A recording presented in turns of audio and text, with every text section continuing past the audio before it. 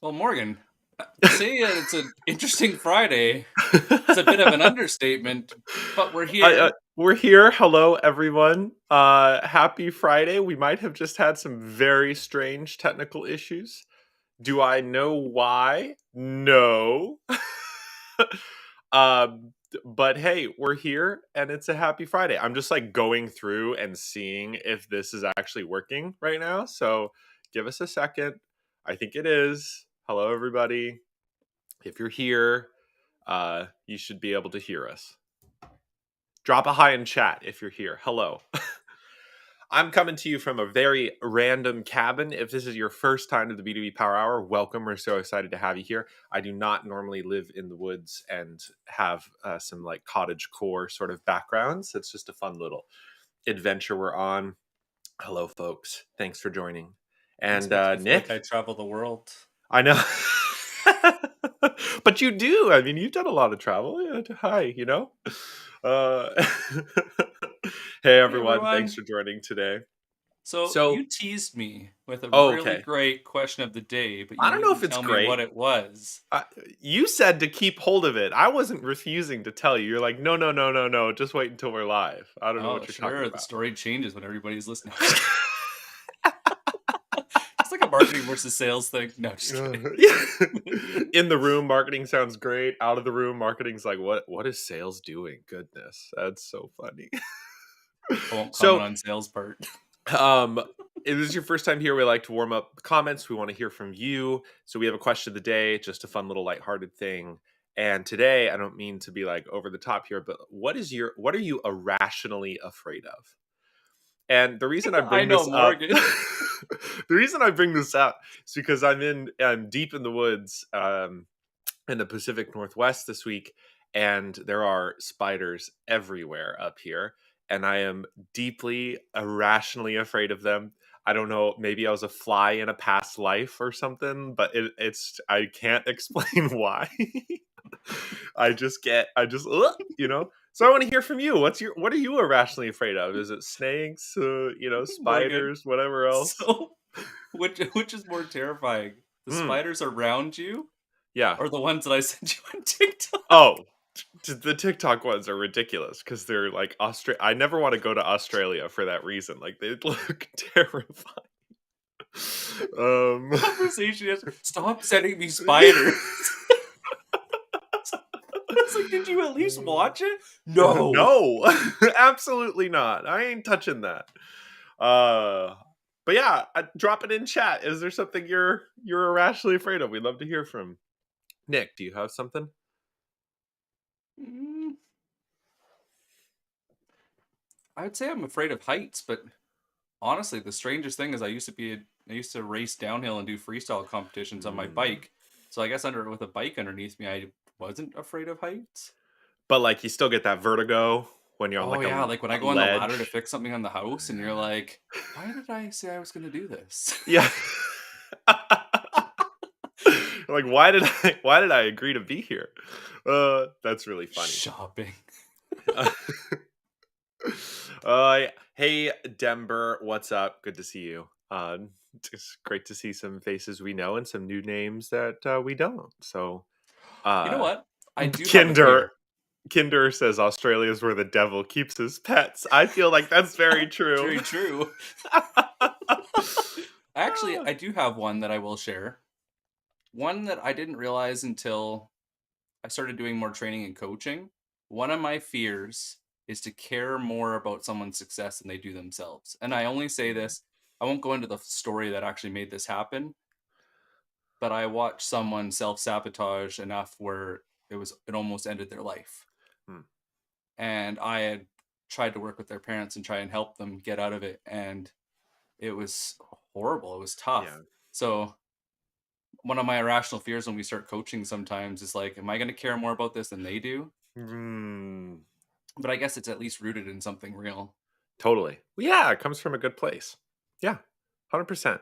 All right, Nick, let's dive in. Today, how social selling outsells the competition. Yeah, this is such an interesting topic because before, like when I first started using social selling, honestly, it was a nice to have. It was an easy way to get in because nobody was doing it. And it was back in the days when LinkedIn was just an e-resume site and people were just getting jobs. And I forget who was saying it the other day, like it was so far back that CEOs, presidents, C-suite used to put their phone numbers and emails in their profiles. As soon as you connected to them, instant access. Mhm. But the world has changed. And I know it's funny, I don't know how many DMs I get every week when everybody points to millennials. And they're saying it's all the millennials' fault. They're changing everything. Wah, wah, wah, wah. Yeah. But the reality is, Amazon, COVID changed our perceptions of how we want to buy. We want ease, we want simplicity, we want something we can trust that we know it manages our expectations of the entire process. But where does that fit in with social selling? Well, the reality is they don't want to talk to you. Millennials don't want to talk to you until the last moment when it comes to a buying process because they don't want to look silly. They want to have as much information as possible and they want to be confident in the decision they're about to make. And so, why social selling, I think, took off is it was the first time that we could be, we were not an, Morgan, you say this all the time, we're not an anonymous face. We have now earned trust and credibility with our content, with our questions, with our conversations at a scale that was never available to sales before. And with that, these buyers get little bits of information enough that they're not overwhelmed over time. So that when they're Yeah. ready, that business case, that idea is so solidified in their mind that you are the only choice. And you've heard me say this before. It's like buying a suit. I know what brand I trust to get my suit. I'm going to get it. The only time I'm going to actually reach out to them to do anything is when I need tailoring because I can't do that myself. And I think the other thing that comes to mind as you were saying this is it's not really just a certain age group, like however you define millennials. The other thing that we've seen and that we continue to see is stakeholders of all ages are overwhelmed with the amount of information in the world. So, yes, macro shift 1, we had this age group come into leadership and buying positions in the last few years.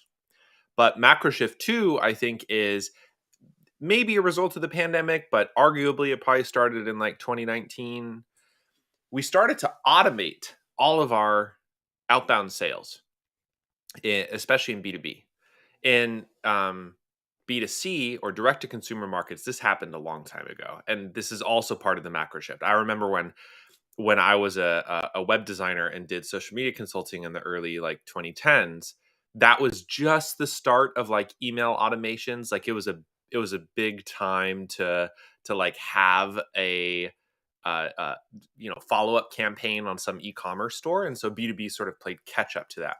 But I remember we were talking with an SVP not too long ago, a couple weeks ago, I feel, and they were saying that they get hundreds of pitches in their inbox every week.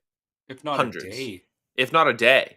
And when you think about that, the problem isn't the message, right? Like you could have the best message of all time and it might break through the noise. But the problem is the noise, the competitive noise that we all are experiencing right now. And not just in sales, like this is the other I think we complicate this too much sometimes, Nick. It's not just about sales. It's about the number of Netflix shows that are released. It's the complete overwhelm of the news, right? It's all of this fire hose of information that is just directed at us at all times.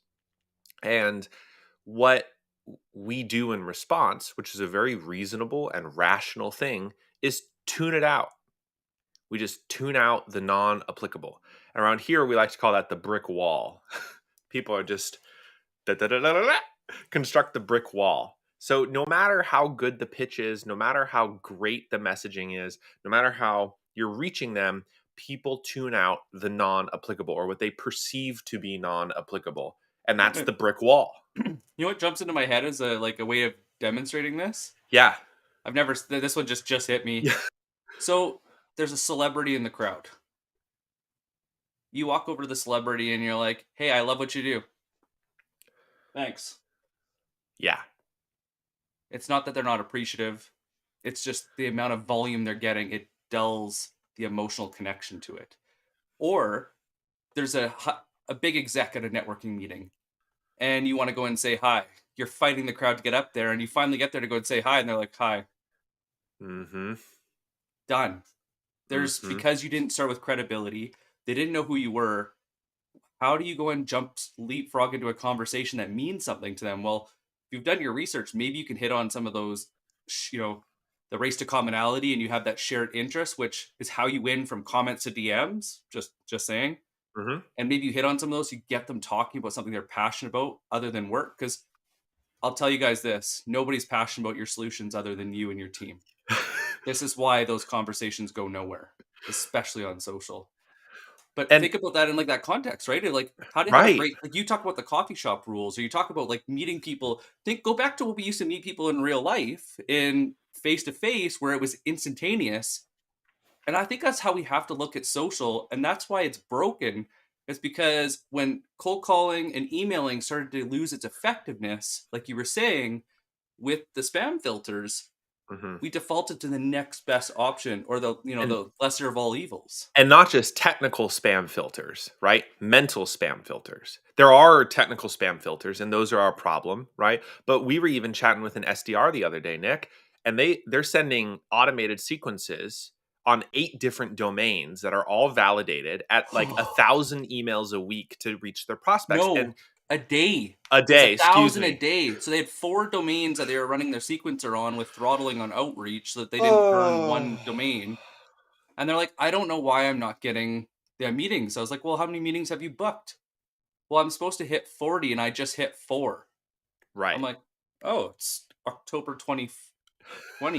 So like is that 40 for the month?" "Yes." So, Yeah. This Jess just is said, with that pattern interruption, with that, mhm, we're just defaulting to what's easy, and we're expecting sellers to do too much of the hard work, which then falls under the mental spam filter. "Hey, Morgan, I just saw." "Hey, mhm. Morgan," or "I just wanted to introduce myself. My name is," like, there's these things that instantly done. It just kills. Oh, I'd call it mood killer if you want, because Yeah. it really does. It kills the mood. Well, and the thing that I think about to sort of turn the coin on your celebrity idea, or to turn the coin on Yeah, the expert okay, at okay. Yeah, yeah. networking event, you want to be that person for your audience. Because in all of our estimation and all of our experiments and our work, and this is a principle that sort of sits outside of social, uh but the channel that's working right now is social for this concept, is you want to be that trusted credible voice in the industry, because the things that's what circumvents the brick wall. Everybody's going to ignore your pitch until they know who you are and they know why they should listen to you, right? And we all do this. We all subscribe to a newsletter that's great the first 3 times, and then we stop paying attention to it unless if it's really good. We subscribe to the weekly updates from a voice that we really trust, or follow their content religiously, and then 90 days later we go, it's no longer applicable to me, so I'm going to tune them out, and then I don't look at them for like a year and a half. That's the brick wall in action. So So true. our goal is to be that trusted credible voice to our prospects, and the problem is, well, there's a lot of problems in doing this, but one of the major problems is that SDRs are not equipped by their sales organizations to do that on behalf of the sales company or on behalf of the sales organization, right? Because, and this is where everybody gets social wrong, because the leadership, and we see this time and again with our clients that we work with the sales teams that we coach, they think the solution to their problem is to hire an evangelist. They think that, well, we need a trusted, credible voice in the industry. Let's go hire an evangelist to do that on our behalf. And in our work, what we're going to talk about today is you don't need that. You don't need the personal brand. Attention and credibility are 2 different things. There's an overlap. Yes. The attention is great to have. And in some ways, it's like a proxy for credibility. But how many profiles on LinkedIn alone, let alone TikTok or any other social media feed, get a lot of attention and then it fizzles out? They build, and we're not going to name names, but I can think of 5 to 10 names off the top of my head that got a lot of attention over the last 120 days. Their follower count blew up, and now it's falling off because they optimized for attention, which is what we think we need to do, when in reality, we need to optimize for credibility, which is what our prospects want from us. Remember when we were looking at the research of like how a lot of our leads came in, Uh-huh. and it was Mhm. mind blowing that it was our lowest performing post that got the most DMs that converted to Every deals time. every single time. So some of those bigger posts that blew up got their attention, Yeah, it was nice. and they're like, "Oh, like I should pay attention to this person." But that was it. And like Yeah. one of the interesting things, Danielle nailed it. You know, once you Mhm. get a few people who identify you as a trusted source, the network expands quickly. And what I Mhm. think about this is the celebrity example is who has the celebrity's attention that they trust, that they're telling stories that they're laughing with. You shouldn't be jealous of them. You should get to know them Right. because they are the path of least resistance. That's a key part of social, the path of least resistance to have the conversations you want. And I want to layer in one last thing to these macro shifts that we talked about. Younger people coming into leadership roles, people tuning out, using the brick wall and only paying attention to trusted credible voices. The last piece is how much more adept buyers are at doing research before the sale. And I think Nick, you can probably speak to this more deeply than I can. I can talk about the data at least, but buyers are so much more equipped with the amount of, because of number two, because of all of the information out in the world that we're all overwhelmed by. The actual buying decision is different as well. So I saw this post from an account executive earlier today, and he had connected with somebody on social 7 months ago and had done some like initial outreach, but it wasn't the right time. Well, now it is the right time. And do you know who that buyer reached out to? That account executive. But that was because the account executive continued to engage and nurture and build that credibility over time. So buyers are doing research on their own terms, not just by themselves, but on their own terms with their buying committees or whoever else they need approval for to purchase whatever you're offering before you even hear from them. And there's some people in the industry like at Refine Labs, they call that dark social or the dark funnel, which are two different ways of conceptualizing some of these stages. What's important, cool sounding name, but what's important is that buyers are educating themselves and the seller is no longer in control. The seller is no longer in control of the buying process like we were in 2004 in selling Salesforce because it was new. Nobody had done the predictable revenue thing before. We looked to the sellers as guides to help us educate and inform about the product. Now, there's like at least 30 SEO optimized articles about all the different comparisons between tools in the industry in your category. And you bet your ass your buyers are going to be looking at those things. That's just like But one example of many. and that's a good another example of a macro trend or Hmm. even micro, depending on which way you look at it, is there's so many lookalike products. Yes. So right now, with so much stuff being mission critical, the buying committees keep expanding to reduce risk. There's also a lot of dependencies that come in, like, well, there might be seven different people researching the same thing, but they link in a way that they weren't expecting that, that they didn't connect the dots. And so this is another reason why the way buyers are researching, the way buyers are approaching us, the way we need to approach buyers and educate them has changed because it's not single source of truth. Right. Because my goodness, was that easier back in the day. Oh, wouldn't it be nice if the buyer came to us as sellers and said, "Oh, I've never heard about you. I want to learn more about your product." Like that just doesn't that kind of conversation just doesn't happen anymore because of the brick wall, because of the overwhelm. Because you know what they'll do instead? They'll ask the influencer, the celebrity, the peer, the person who holds the same job title at a different company, "How do you solve this problem?" And you never get to see that conversation. Unless, I mean, well, that's not actually true. Some of the time you never get to see that conversation. A lot of those conversations are happening on social. So, Morgan, we've talked a lot about like what's going on in the environment and the economy and a lot of different things that are leading up to social being a good resource. Yes. How do we do that? Great and difficult question. um, Boy, have we spent some live show time doing this. So here's the essential thing I think about. Sellers need to show up Mm. consistently and credibly. And what I mean by those two things is if we take the existing ways that people talk about social, and if you follow marketers on social, they're the worst. I apologize if you're here today. I am a marketer. I'm one of your kind. Did brand work for a long time. But there is this confusion when it comes to social selling that to be a really good social seller, you have to build a personal brand. And that's just bullshit. It's just not true. And the reason we know it's not true is because of our work and all of the stuff we do with sales organizations. There are sellers, SDRs, AEs, heads of business development, go down the job titles. We worked with them all that have under 2,000 followers, have no like direct connection with some big personal brand. They're not an influencer.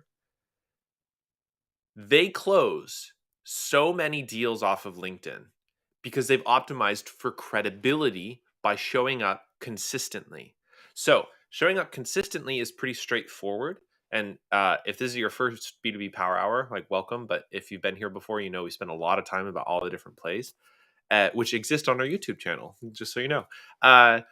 There's showing up in the comment sections. There's creating your own content. There's having conversations in the DMs. There's sending connect requests that are either blank or personalized to kickstart conversations.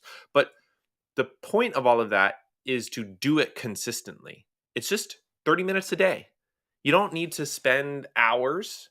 You don't need to create your personal branding matrix. You don't need to publish content that wows the audience, right? You don't need to do any of that. You just need to show up consistently and you need to build credibility. And credibility is four questions, four very simple questions. And you'll forgive me. I want to bring up some notes because I want to make sure I say these questions correctly. Question number one is, can I trust you? Which is integrity. Question number two is, are you a good person? Meaning intent. Are you showing up with good intent? Number three is, can you actually solve my problem? Which is about capabilities. And number four is, are you as good as you say you are? Which are results.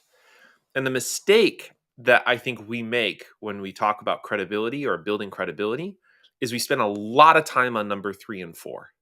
We spend so much time proving our capabilities. We spend so much time talking about our results that we forget number one and number two. We have to build trust and we have to show up with good intentions. And where that happens is so misconstrued on social because marketing Mhm. says content, sales says connect and pitch. Right. And this is why it falls apart because neither of them are right. They need to come together and find that middle ground because that middle ground is where it's built. Yes, content will get there, but have you ever gone to a public speaker, a keynote, heard their keynote, and then walked? They're like, "Oh, that was interesting," and then never talked to them, never had any interest in talking to them again. But the Yes. person sitting next to you at the keynote that you had a conversation, a dialogue on the whole thing, and now are still in touch with, Mhm. we're human. We crave relationships and connection. That connection comes from conversations about things that are more than just superficial. That is why comments are so powerful. And it's comments and connections with our peers that add credibility, but it's also with the people who our prospects trust. Because if they see you talking to that celebrity, that influencer, that expert, and you are one of the people that they go to for advice or they openly want to talk about and debate different topics, you instantly have credibility where you're going to be, when you say something, it holds weight. Yes. And Danielle just dropped a comment of like, give without asking for anything in return. And number one and number two, meaning integrity and intent, will grow so quickly. It's dead on. I think maybe it was Brene Brown who talked about trust is a battery or trust is a marble jar. Her kid had this like marble jar at school, and when good things happen, the teacher would add a marble, and when bad things happen, a teacher would remove a marble. And so trust works a lot like that, or a battery, right? You charge up the battery. And the problem that most sellers have, and the way most sales organizations work, is they look at the way they think phone and email should work, and then they come to social and they try the same thing. And the reality is social has a credibility challenge because of the brick wall. People will just tune you out. They'll say, I can't trust you, or that pitch comes, right? So we see these posts a lot where people are like, God, I wish people would just like pitch me up front. That's an intent problem, right? That's back to this credibility issue.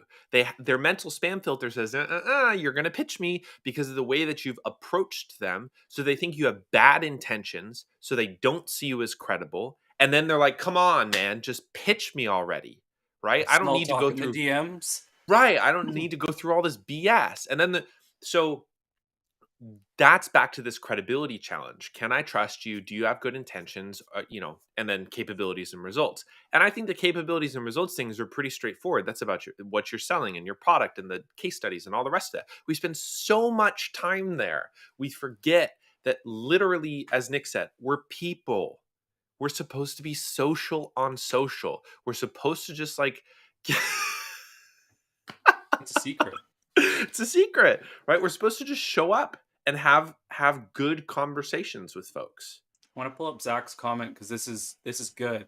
Mm, How do you feel about asking prospects to share their knowledge because you want to learn about their industry? Genuine outreach for growth. You are not to sell. genuine, but genuinely too many sellers have ruined it for you. Yeah. So you genuinely need to go back to the comments. So this is the hardest part that we noticed from all of our failed experiments is going direct is a last resort. Go back. So unless you have a shared interest that somebody can introduce you or refer you, or you've been engaging in real life, or you've been engaging in the comments and you have some type of dialogue with them, don't go direct. Yeah. Find the people in their organization that are active on whatever platform you are prioritizing. If it's YouTube, YouTube. If it's LinkedIn, LinkedIn. If it's TikTok, TikTok. Find those people that are actively using it and go from Slack there. Morgan, communities. well, Yeah. you have a brilliant way of scoring this, and Yeah. it's moved like this.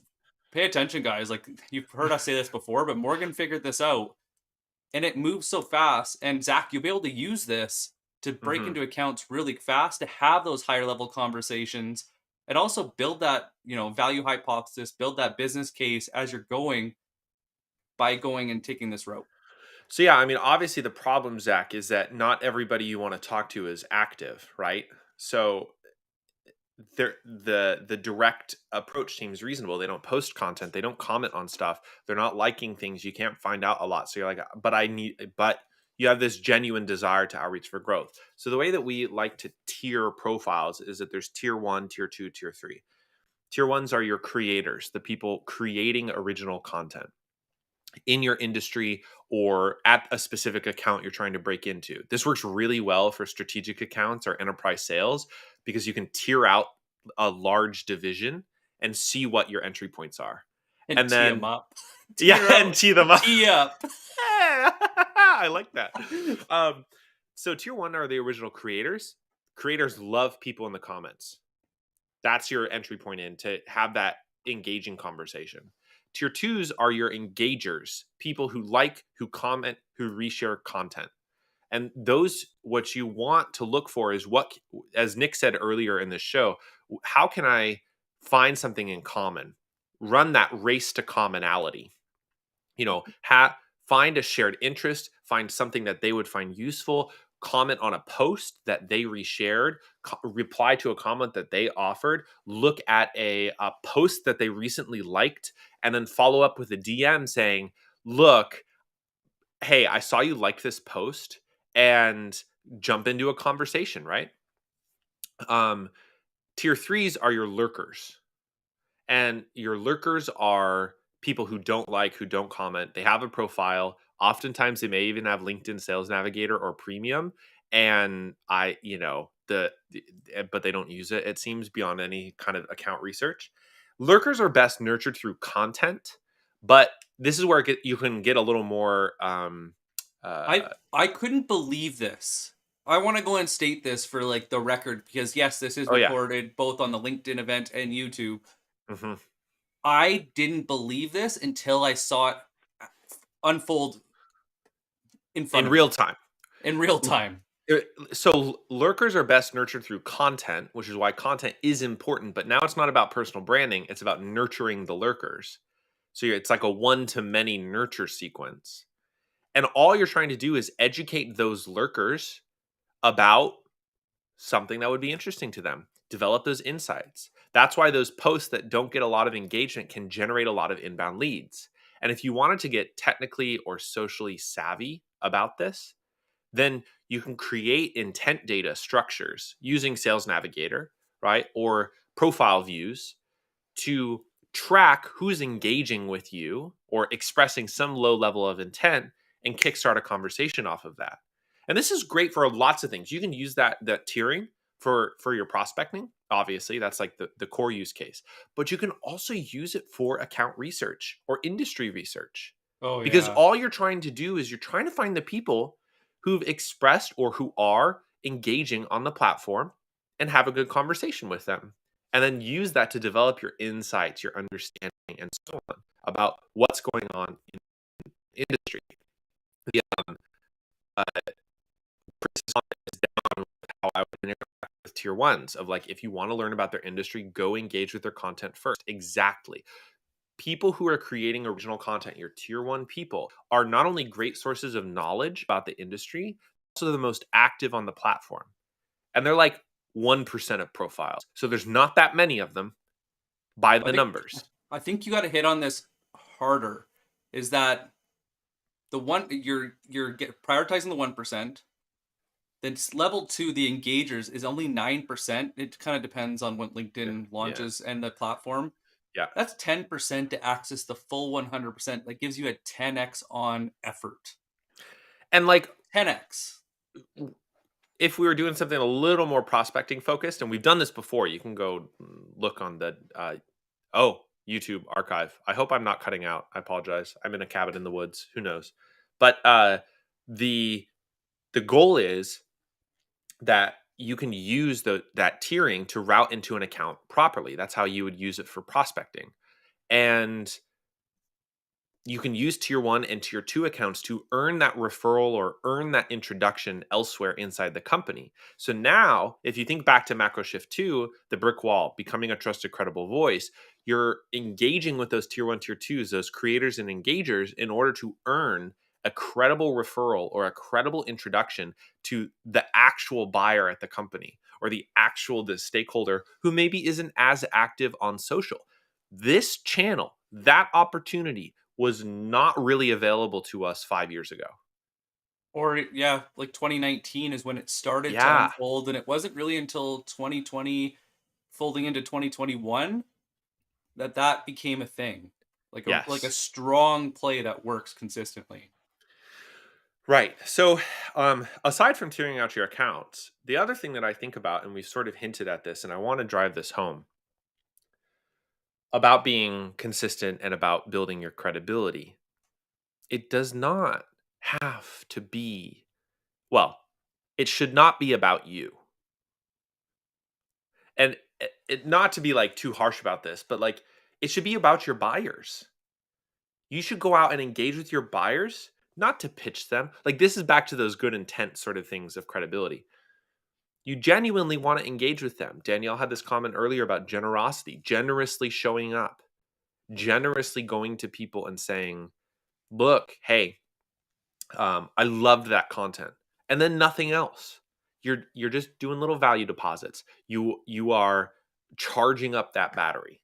That's what's important, is building that trust and showing up with good intent. Want to go on? Caroline just asked a great Sure. question. You want to dive into that, Morgan? Yeah.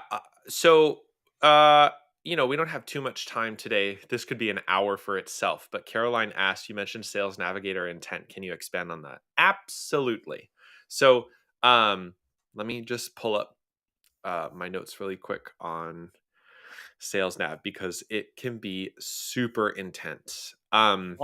The simplest win, just to go and be very clear for Yes. intent, is when you have an account list built out and somebody in that account list looks at your profile, it pings you. So when you go to the LinkedIn Sales Nav homepage and scroll down, it'll be right on the top. If you sort by leads, it'll be Hmm. right on the top. An unsaved lead at one of your accounts you're following looked at your profile. That's Yes. context. So within Sales Navigator's settings, you can turn on or off all of these as options, and I'm just going to read out a good chunk of them. Uh, a lead started a position at the same company. A lead shared an update. A lead was mentioned in the news. A lead viewed your profile. A lead started a position at a new company. Has engaged with posts from your company. Accepted your connection request. That's just lead stuff. Then you could go to an account. So senior hires at saved accounts. Leaders are researching your company. An account just announced who funding or is preparing to grow. Someone at an account viewed Oh your my God. profile. Um, we got some nice YouTube spam today.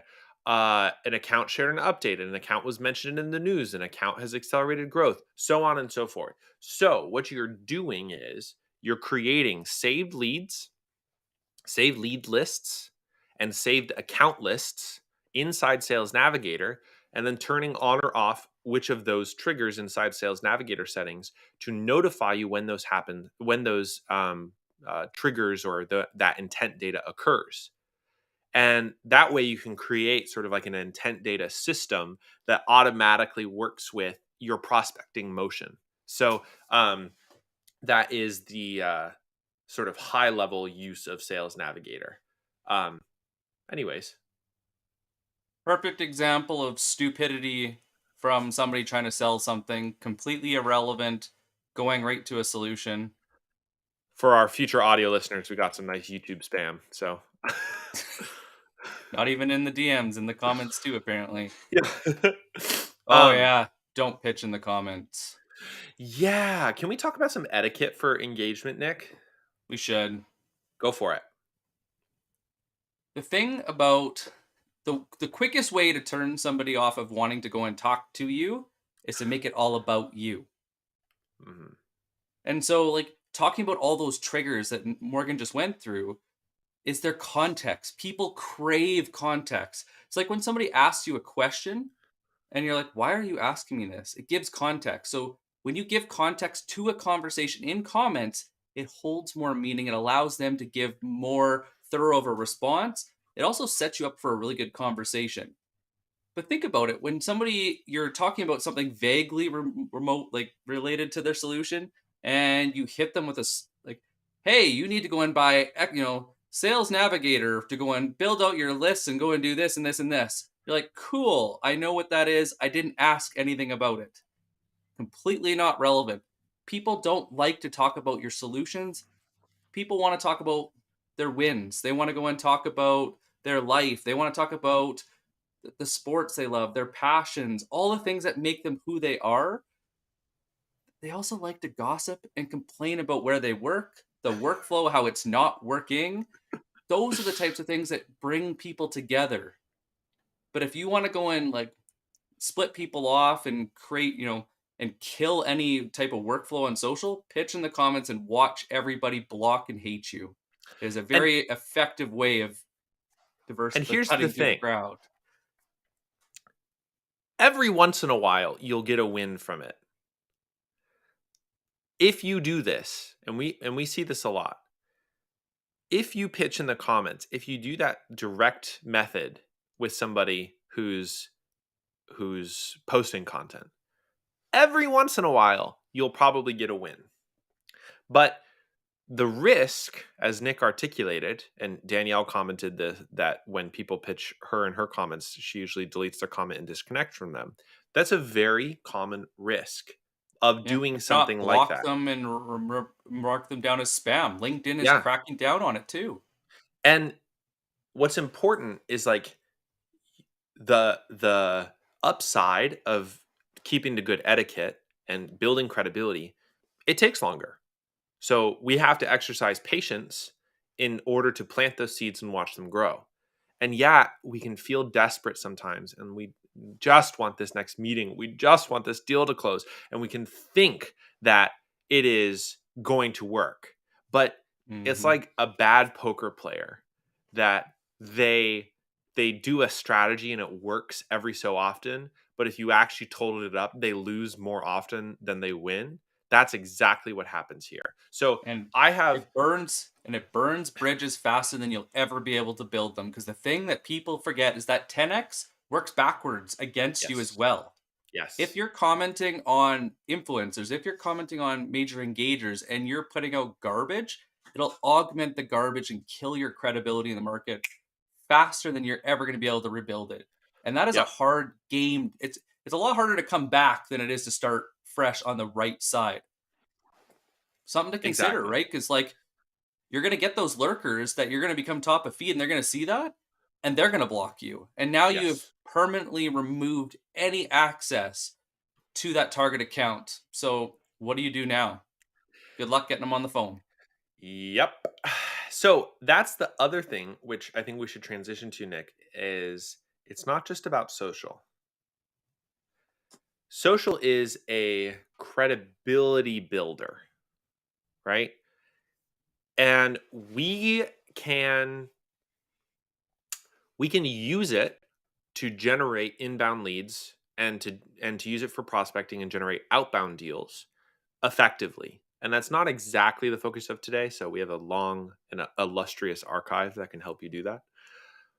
But today I wanted to talk about layering because this is the leverage point people don't talk about enough, Mm, which is okay, I'm prospecting into an account right now and I'm engaging with their VP because their VP is an engager, not posting any original content, but she shows up in the comments and comments on stuff every once in a while, and so I'm paying attention to her activity. And every so often over the last 30 days, I've been engaging with her comments. I've been replying to them. I'm like, wow, this is such a good insight. Have you thought about this? Kickstarting that conversation originally. Then that eventually, we obey the rule of three here, three round trip conversations. So her comment, my comment, her comment, my comment, her comment, my comment, three round trips. And then eventually sent a connection request, continue the conversation in the DMs for a little bit, but it didn't go anywhere. And, I was okay, cool. Then a couple weeks later, she drops another really good comment. I respond to this. I'm like, hell yes, this is awesome. Okay. So sometimes when people get all wrapped up in the idea of social, they think, oh, I only have to source this deal from social. That's not true. This VP now knows my name and face, right? So if I found her email, which isn't all that hard to do anymore, it's obviously not on LinkedIn like what Nick was saying earlier, where C-suites would just like leave their phones and emails. But we all have sales intelligence tools. Grab her email, send her an email with something with a different resource, or as a trigger based on something she commented on or a question that she had. I could write an email and say, "Hey, I just saw you had commented on this person's post and you had asked this, and I saw this resource the other day. Would this help?" But as an email instead of a DM. Now I have a new channel that's opened up with this person. Doesn't mean I'm going to immediately book the meeting on that, right? But I can continue to layer and stack the ways that I'm reaching out because now I'm no longer an anonymous seller. I'm not just some name in the inbox. That person sees Morgan Smith and goes, I think I know Morgan from LinkedIn. And that helps build that credibility on other channels as well. one of the things too is like one of the strongest forms of trust is an introduction or a referral. So whose posts were you originally did that person? So a lot of VPs will comment on their own people. They support Yeah. their troops. So if you're going through their posts and you see the VP keeps commenting, it's a good place to find them. But that person is the OG person you need to get to know, because what can Hmm. happen too is talking about it's a conduit up. If you can support them to accomplish their goal, they're going to introduce you to that VP. Hey, you've seen like I've been talking to the VP. I just want to give him a quick call. I know this is important to you. Do you want to go and see if they would have a chat with me? Well, because you've had so many conversations, those round trips, when somebody either does an email intro, a LinkedIn DM, or a cold call, it's not cold, it's warm, because Hmm. there's the recognition of either what you do or who you are that opens that conversation so you can start asking the questions you need to know that actually help. It's sort of like that. you met somebody at a conference symptom where it's like you don't know them that well, but if they called you up, you'd be like, "Oh, I remember. Yeah, what's up?" sort of thing. That's essentially what this is doing. And the longer that you spend building that credibility up front, the more likely it is that initial conversation on another channel is going to be more and more rewarding because you've done that hard work up front. Like all selling requires credibility, right? Those four questions again. Oftentimes, if you're an SDR or you're a full cycle AE, if you send that cold email or that cold call, it can book a meeting pretty quickly if it's done well. But now, from that first meeting to the point that that deal closes, you still got to do all that stuff. You still have to build trust. They still got to know you're good people. You still have to demonstrate your capabilities. You still have to demonstrate your results. They have to know that this is the right thing for them. And now on social, all you're doing is you're upfronting some of that work. You're pushing it up, right? Which is you're doing all of that work before you're booking the first meeting. And that is a huge leverage point because you can actually do that at scale on social. You can connect and comment and engage with an audience at scale, which is not as easy to do or as simple to do on email, especially. I want to take a step back. Morgan, when you go to a networking event, why are you there? Well, I Probably to meet people, right? yeah, I was about to say I'd prefer Or probably not to be there, but yes, to when meet you're on people. social, you're there to meet people, to be social. But what has social become for a lot of people? It's their source of information. So industry related information, so they're staying up to date what's going on in the industry, either that they're in or that they're selling into. It's also becoming a lot of their professional development. They're not there to buy your services. This is the biggest thing that got missed with LinkedIn. LinkedIn was originally to get hired, Yeah. and then it was a professional networking event. Hmm. Professionals don't go to, unless they're going to a crappy coaching, I'm not going to name names, that they prey on people that go and do all the work. But Yeah. what this is about is genuine connection with people, not pitch slapping. If you're pitch slapping, it's why you're failing on LinkedIn, because you missed the whole point. And you're also selling yourself short because you fell to the lie that sales is always 1-to-1. Hmm. This is the first time without using automation that we can do one to many. Literally the whole world can be tackled with LinkedIn. And it's you can use it to go and get people that think like you, that see the world like you, have the same point of view, some like mental model that you can attract them through comments and content. And that's your open door. So think about it this way. So say I'm working a really large account. I know it's going to take me time to break into. There's a lot that I want to say that I can't get in front of them easily because I haven't earned the right. Hmm. But what I can do is get in their comments and start connecting with them so that I'm opening up the conduit of information. Because what LinkedIn does is when I start DMing them, it says, hey, these people know each other, top of feed, top of mind, prioritize them. And so think of all the emails you're going to put in the sequence, remove the solutions and the garbage that nobody cares about, and focus on who are the 5 or 10 people in this account that need to know we exist because we can. There's something changed that their workflow is not perfect or there's signs of pain. What do each of them need to specifically know before they'll ask me for a meeting or just buy? That is your Yes. content. So now you're just having conversations and connecting. Your content that you're putting out into the world now becomes your nurture sequence without using a sequencer. Mhm. And the things that take off naturally magnify. So birds of a feather flock together. So if it resonates with one VP, one executive, or somebody in that buying committee, more people of that profile are going to see it. They're going to look at your profile. They're going to go and start engaging with you. But if you're only worried about pitching in the DMs, go back on the phones and email because you missed the point. Right, and this is also Leverage it for the marketing side. Leverage it for the yes. way that you can, it's that healthy hustle. You don't have to put in 20 hours a day connect and pitch or like automating or Hmm. selling yourself short by not doing the best pitch you possibly can. I get it. Industry, account, persona, like you, the juice has to be worth the squeeze, Sure. but we can run campaigns on LinkedIn as a seller. And that's also how outbound can become inbound on social, which is a unique feature, right? Like if your outbound plays include commenting and warming up an account to build credibility, then that outbound play for that one particular account generates awareness. You have leverage inside the algorithm. Other people see that comment. And if you've been doing your connection strategies correctly, it's probably other ICP personas on the network that see that insightful, curious, useful, funny comment, and it charges the battery a little bit with them. So then your outbound to this one account It's can a become great analogy. inbound with all of the other accounts that see it.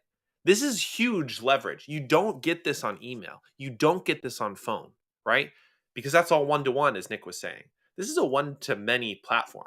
And it's such a huge opportunity, especially, and I just don't want to lose this, Nick, because you almost said it, and I want to affirm this, especially because of macro shift number 2 that we started the hour with, the brick wall. People will tune you out if it's not applicable. So if you start by pitching, they're going to say not applicable, and you've just burned the bridge. There goes the credibility out the wall. The barrier, like any with anything Hmm. else, the more we see something, the threshold goes up. You know, you have the best passive for the first time, and it's great, and then you have that great pass again, and it makes you sick. Well, now you're gonna not gonna want to touch it again. Like Right. talking from a personal experience, but but what had happened is the threshold gets moved up Hmm. for a meeting. What is Hmm. worth my time? Because people are busier than ever. So unless you're tying into what they're busy doing, Nate Israel has said this the best. Where are these people spending 70 to 80% of their time? What workflow are they in? This is where we need to get to, because if we speak to that and we're like, okay, who owns that workflow? Who gets to call in the middle of the night if it's broken? What is their responsibility in that workflow? How do they touch it? Who else is involved? If that workflow goes wrong, who does it affect? Think of that as an account strategy and thinking, where can we take this company in 6 months, a year, 2 years? Or the industry, if you're selling something really small, like what does that industry change? Where are you taking them in the future? And like an amazing way to frame this is Amazon's PR FAQ. If you're Hmm. putting out a press release of saying, look at what we did a year or two in the future together with this transformative deal that we put together as a team, what would have to happen? Where would that transformation need to be felt and seen to be recognized? Because that's the hardest part, is recognizing the actual benefit. Think about it. How many times have you done chores as a child or went out and did something nice for someone? It got no recognition because it wasn't on their radar. This is what happens with us in sales all the time, is we don't get the recognition we deserve because we haven't set out the KPIs for ourselves to get that recognition sometimes. Hmm. Social, once again, is our opportunity to give them a clearer picture with more clarity of what they're actually buying and the experience that they're going to get. Hey, we're going to go in and, if you work with a line, we're going to go and increase your top of line. Hey, if you work with the lines, you're going to go and get this. Like whatever that may be. Hmm. And then trickle down as you're doing more meetings because you're building up that business case. But that could be content nurturing. So, as like we said, that 80% where they finally talk to us, that conversation is so much different than it used to be 5 or 10 years ago, because we're not filling in as many blanks. We're starting a lot deeper into the nitty gritty. Yes, exactly. And that's, again, we're sort of shifting that work up front when it comes to social. And so to sort of tie this out in these last few minutes, the reason that social selling can outsell your competition if you do it right is because you're circumventing the brick wall. That's essentially what it's about. They learn through all of the little tactics, some of the tactics we talk about today, and many others that we haven't even addressed today, to trust you and to learn that you're a trusted, credible voice. This is why A company doesn't need an evangelist because an evangelist isn't going to solve that for them except on an individual level, right? That evangelist can earn trust and credibility, but so can your account executives, so can your SDRs, so can your directors of business development, or even your marketing people. It doesn't matter what job title they are, it's the same kind of playbook for every person. All you're trying to do is to circumvent the brick wall in order to earn trust and build credibility because they listen to you. They're willing, that trust battery gets charged up. And this is the other thing that maybe I think sellers underestimate, Nick, because we're so used to like a low trust environment up front. Not necessarily later in the deal, but up front. When that trust battery is charged in a high trust environment, there's room for error. Something can go wrong. You can say something wrong or say something not exactly right. You can have a demo call that kind of goes well but doesn't go well, but they'll actually continue to pursue the deal. Why? Not because the demo call was like the most mind blowing thing ever, but because they trust you, that you're credible. There's more room for error. And all of that was built up front because you circumvented the brick wall and you built up whoever is doing this social selling work as a trusted, credible voice. P.S. This is also why full cycle account executives are like really well positioned for this kind of work because they handle that full spectrum, but that's for another day. So, And there is a law of diminishing returns on social. yes. The people that live on social all day, every day, do not do as well as the people that are only on there a half an hour or an hour and time block. That they have a goal of being on there, that they know why they're on there. I'll also tell you too, there's some channels that are emerging. Discord and Slack. There's some Huge. communities. Go talk to your buyers. Go talk to the people that already bought and love you. Where are they going for their information? Where did they originally hear about you? What are those communities that they're tapping into, either above the power line or below, that they're getting that information that you could be that source? Hmm. I've seen people crushing on WhatsApp communities. I didn't even realize that was a thing, but apparently it is. So there's people winning there. Like I said, Slack, YouTube comments, and the threads that go into the YouTube communities because they have really strong connections. What is that streaming? Twitch. Yeah. Twitch is Twitch another one. communities. Hmm. There's lots of different resources and medias that people go to learn and to be entertained. I wouldn't be surprised if TikTok becomes huge once they add more B2B functionality. But I think where people are going to struggle is they need to target. They need to figure out where Hmm. they need to show up and who's using it. And that's something like simply like using your sales intelligence software, like even just using Sales Nav to go and build out that account, those 5 to 10 people, Google them. Figure out where they show up on a consistent basis, go there. Figure out where they go to learn, be there. And that is how, as a seller, we can beat the curve and not have to hustle and work smart and get the play to Pareto's law, that 80-20 rule that gets us somewhere fast. Well, somehow we're at the end of the hour. So happy Friday, everybody. If you want a recording of this, it's either here on LinkedIn Live, it's on our YouTube channel. Go check it out. It'll be ready for, I think, on YouTube later today. And as always, thank you for joining us. Nick, want to close this out? I will mention one thing. I heard a rumor that Morgan is almost done the LinkedIn guide. So I'll just throw that out there for everybody, that Oh, yeah. this crazy fool went from 6 to 8 modules up to 30 with, like, play by It's going to play be good. detail to go and help you. It's going to So be good. something to go and check out. If you're also really struggling with comments, Morgan created a free guide that's on the B2BPowerHour.com website. Hmm. Something to go and check out. But guys, we're coming into the end of 2022, if you can believe it or not. Halloween's only a little bit away. It is no longer acceptable to suffer in silence. I get that sales is an individual job, that we get siloed, and we really struggle and we put it on ourselves to fix it. You don't have to anymore. If you need help, if you're stressed, if you're struggling, if you just want to do better, get in the comments here. Shoot either of us a DM. We have a supportive community that wants to go and help you. You don't have to buy anything. You just need to show up. Yes. And we're happy to point you in the right direction. And I want to let you know, have a great Friday. And it means a lot that you guys keep showing up and contribute. So thank you so much. Thanks, everyone. Happy Friday. Have a great weekend.